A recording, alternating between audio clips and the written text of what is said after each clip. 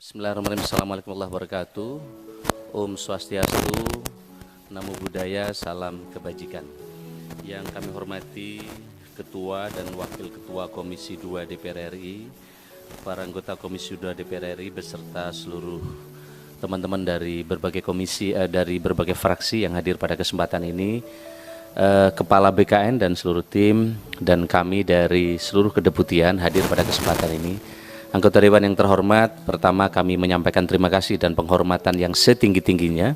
Sungguh pun sampai malam hari anggota Dewan yang terhormat terus melakukan rapat-rapat untuk kepentingan bangsa dan negara. Ibu saya hormati, terkait dengan rapat pada kesempatan ini, outline yang ingin kami sampaikan pertama adalah terkait dengan kebijakan pengadaan P3K tahun 2022. Kemudian kami juga akan menyampaikan penanganan tenaga non-ASN pada pemerintah, pada kementerian lembaga dan pemerintah daerah. Dan yang ketiga adalah kami akan menyampaikan penerapan reformasi birokrasi tematik pada 4 klaster prioritas. Nah, Bapak sekalian saya hormati, kami selalu menyampaikan slide ini di mana arahan ini selalu kami sampaikan di berbagai kesempatan sejak kami menjabat untuk menjadi pemain pengganti ini. Pertama adalah birokrasi harus berdampak, karena banyak kesibukan birokrasi tapi dampaknya kurang. Yang kedua, beliau sering menyampaikan, Bapak Presiden, birokrasi ini bukan tumpukan kertas. Dan yang ketiga, beliau menyampaikan birokrasi ini harus cepat dan lincah. Oleh karena itu Pak Ketua, kami ingin sampaikan bagi anggota yang terhormat, ada banyak masalah urusan yang ada di Kemenpan RB. Kami ambil 7 prioritas yang kami kerjakan. Pertama adalah pemangkasan proses bisnis layanan kepegawaian berdampak pada jutaan ASN. Oleh karena itu kami dengan BKN kami membuat target. Desember ini probisnya sudah harus mulai terasa. Kita memangkas dari 16 ke 3 proses bisnis. Dan teman-teman sedang lembur ini untuk memperbaiki layanan ini. Yang kedua adalah penerapan reformasi birokrasi tematik pada 4 klaster prioritas. Dan yang ketiga yang malam ini Bapak Ibu sekalian yang akan kami sampaikan adalah terkait dengan transformasi profesionalisme ASN berbasis digital meliputi penyederhanaan birokrasi dan jabatan fungsional. Terkait Permenpan jabatan fungsional akan kami tuntaskan dalam beberapa hari ke depan karena masih banyak pertanyaan terkait dengan jabatan fungsional yang kami selesaikan dengan teman-teman termasuk dari BKN.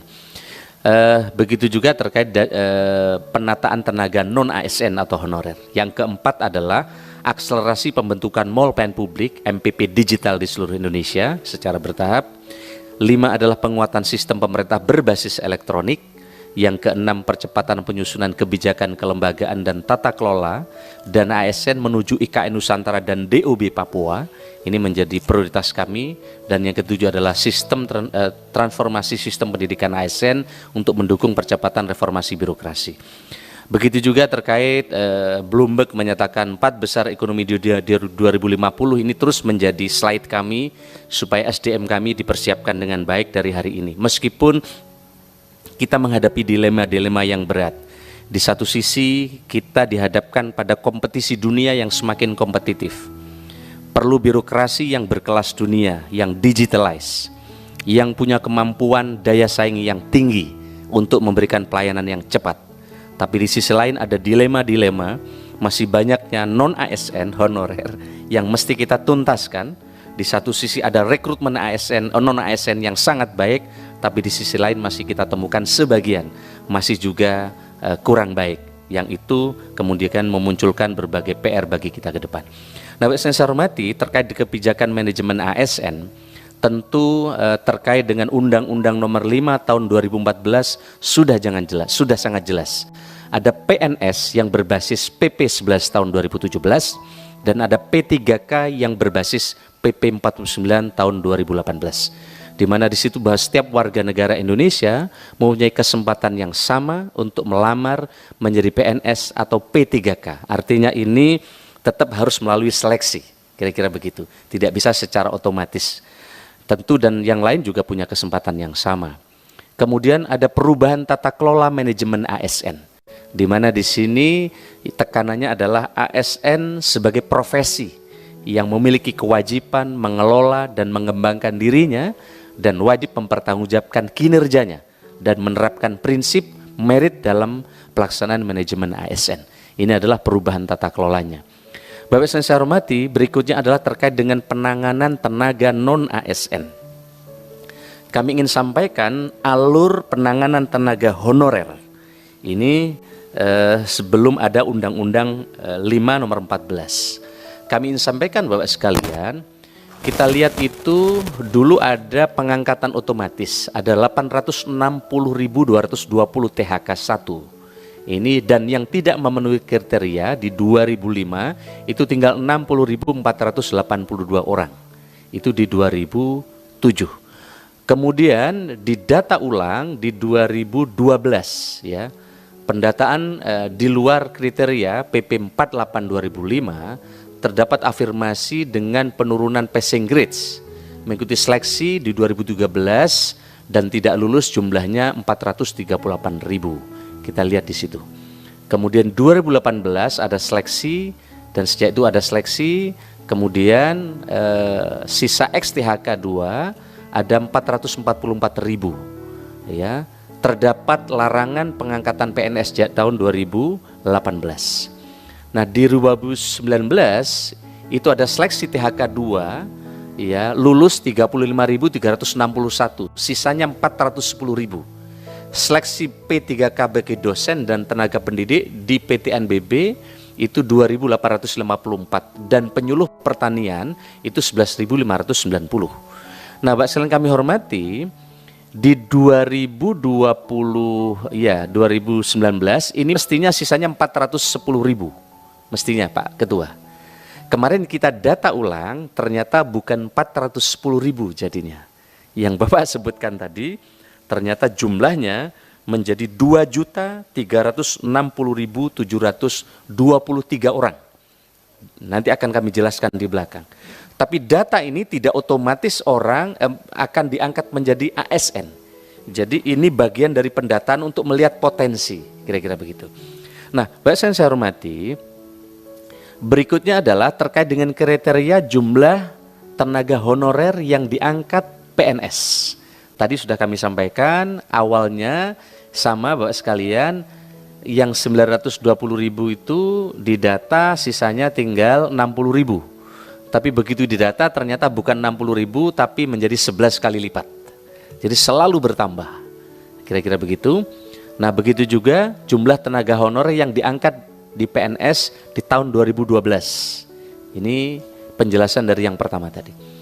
Nah, Bapak sekalian saya hormati, total yang diangkat tahun 2005 sampai 2014 adalah 1.070.092 orang.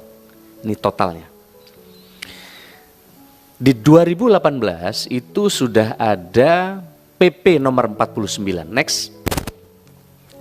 Jadi sekali lagi kami ingin sampaikan ini bukan dari Menpan ya. Kami akan membacakan saja bahwa ada pelarangan pengangkatan pegawai non-PNS dan atau non-P3K oleh PP 49 2018. Sekali lagi ini bukan dari Menpan tapi dari PP. Dari PP nomor 49 tahun 2018. Bunyinya adalah satu, di dalam PP itu PPK dan pejabat lain di lingkungan instansi pemerintah dilarang mengangkat pegawai non-PNS dan atau non-P3K untuk mengisi jabatan ASN. Ini bunyi PP 49.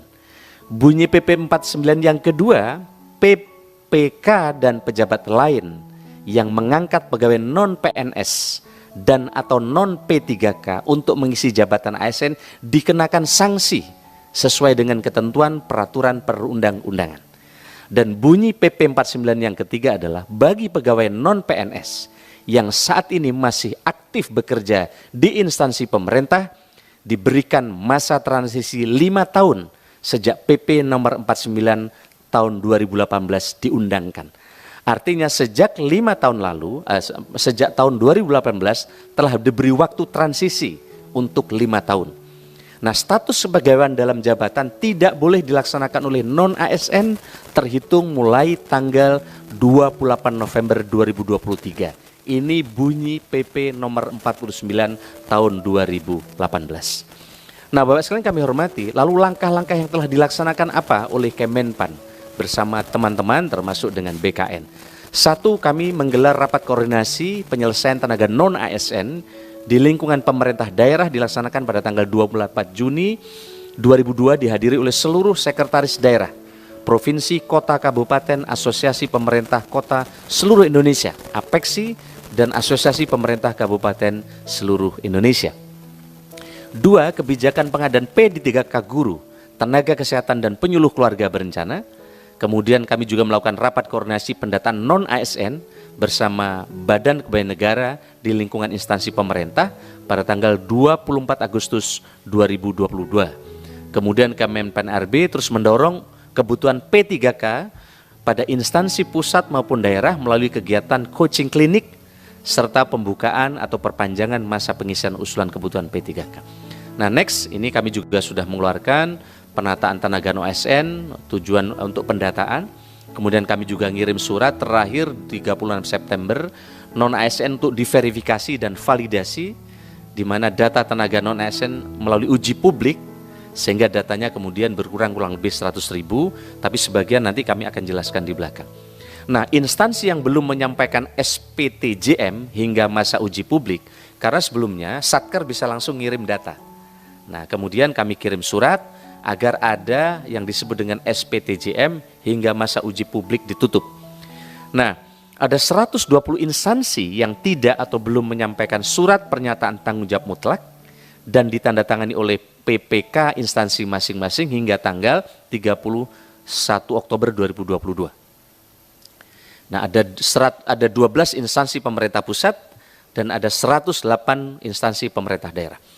Nah, ini adalah Bapak sekalian perkembangan data tenaga non-ASN sebelum uji publik itu 2.421.100 orang, setelah uji publik menjadi 2,3 juta orang.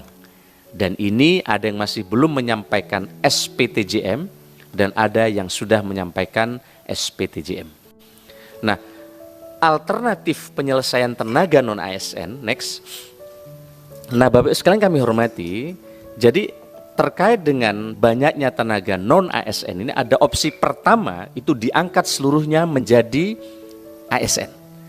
Tentu beban negara akan sangat berat. Kita menghadapi tantangan kalau diangkat seluruhnya karena kualifikasi dan kualitasnya kita belum tahu. Ada sebagian kualitasnya sangat bagus tapi ada juga kualifikasinya belum sesuai dengan kriteria yang dibutuhkan. Yang kedua opsinya adalah diberhentikan seluruhnya. Namun jika diberhentikan seluruhnya tentu akan mengganggu pelayanan publik. Karena banyak sekali ASN yang masa pensiunnya sudah tiba, belum ada yang menggantikan di sektor-sektor layanan publik itu. Terutama di sektor guru dan nakes. Atau yang ketiga, kita angkat sesuai dengan skala prioritas. Nah, prioritas ini kita rumuskan, kemudian kita lakukan langkah-langkah afirmasi untuk pengangkatan bagi non-ASN yang ada dalam kriteria ini.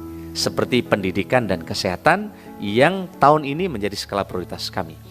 Nah, Bapak sekalian saya hormati, inilah kita telah melakukan pemetaan terkait dengan masing-masing PPK untuk melakukan pemetaan. Nah, penetapan jabatan prioritas ini, jabatan prioritas yang diberikan afirmasi untuk P3K, kita lihat kalau jabatan prioritas mereka ke depan skenario-nya kita seleksi lewat P3K dan atau PNS. Tapi kalau jabatan non prioritas itu berarti masuk jabatan non ASN, nanti kita carikan berbagai alternatif afirmasi. Kategorisasinya mulai pegawai profesional di BLU atau BLUT, tenaga pendukung KLD dan bukan jabatan ASN, atau outsourcing dan seterusnya dan seterusnya. Intinya kami menyiapkan skenario bahwa seluruh ASN ini, seluruh non ASN ini yang berbakti kepada daerah, kita carikan beberapa alternatif yang mereka tetap untuk bisa mendapatkan pekerjaan. Nah, ini Bapak sekalian kami ingin laporkan kepada Komisi 2 yang terhormat, inilah penetapan formasi ASN yang sekarang sedang berlangsung.